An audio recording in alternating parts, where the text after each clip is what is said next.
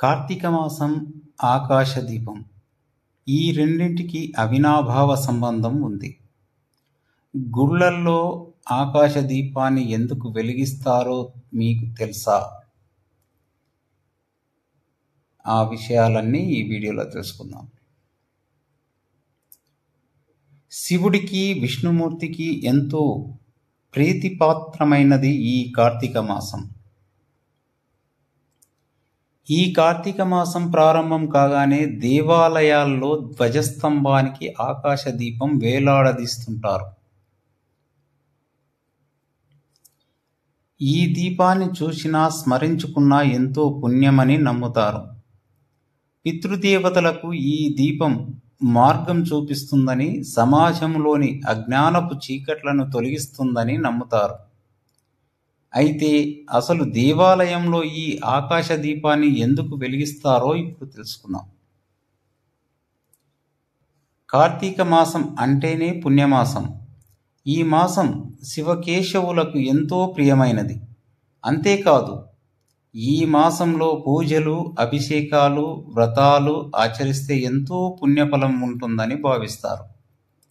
అయితే కార్తీక మాసం ప్రారంభం కాగానే దేవాలయాల్లో ధ్వజస్తంభానికి పైన తాడు సహాయంతో ఆకాశదీపం వేలాడదీస్తుంటారు.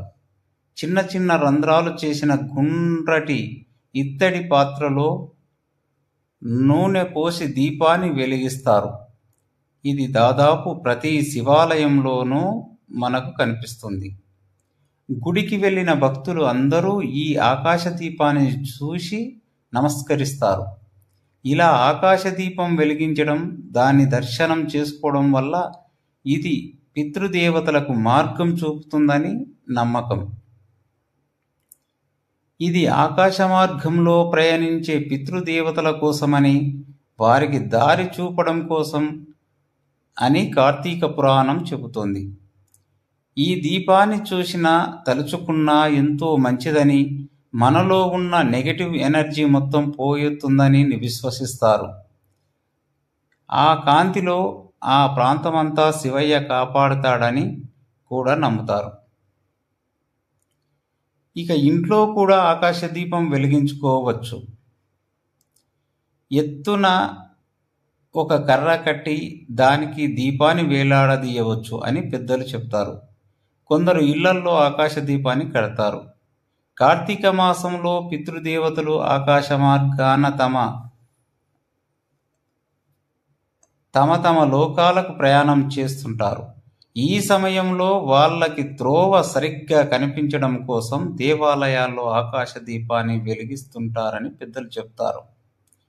ఈ ఆకాశ దీపం శివకేశవుల యొక్క తేజస్సును జగత్తుకు అందిస్తుంది.